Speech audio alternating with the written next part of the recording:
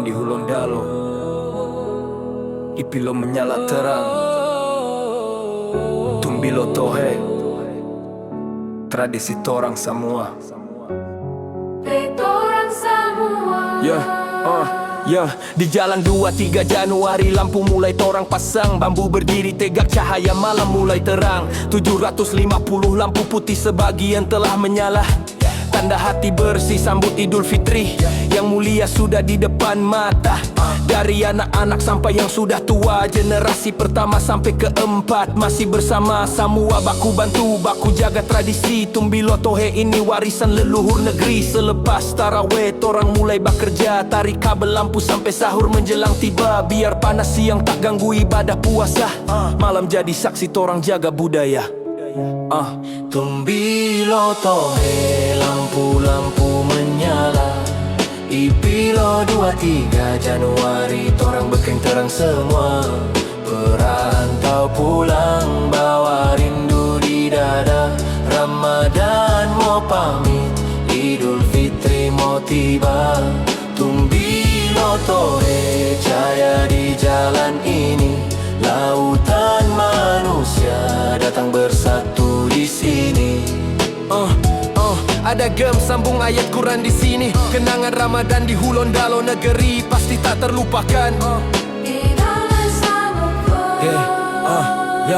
300 meter lampu membentang di jalan, macam bintang turun terang di Gorontalo malam. Anak muda ipilo jadi penjaga cerita, supaya tradisi ini tetap hidup selamanya. Swafoto tawa cerita lama kembali, orang rantau pulang lepas rindu di hati.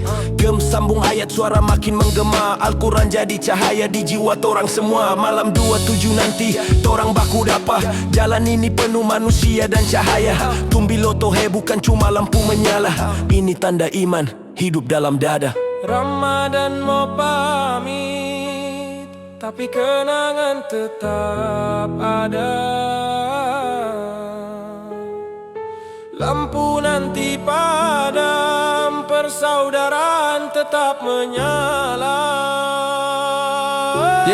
Tumbilo tohe, lampu-lampu menyala, ipilo malam ini jadi terang semua. Perantau pulang bawa rindu di dada, Ramadan mau pamit, Idul Fitri mau tiba. Tumbilo tohe, cahaya di jalan ini, lautan manusia datang bersatu di sini. Sambung ayat Quran, suara yang datang berseri, kenangan Ramadan di Hulondalo negeri. Hulondalo lipu bilo tutua ola bila tao lipata tetoa bilandalo wanu mamo lele yangi dila lipata ami.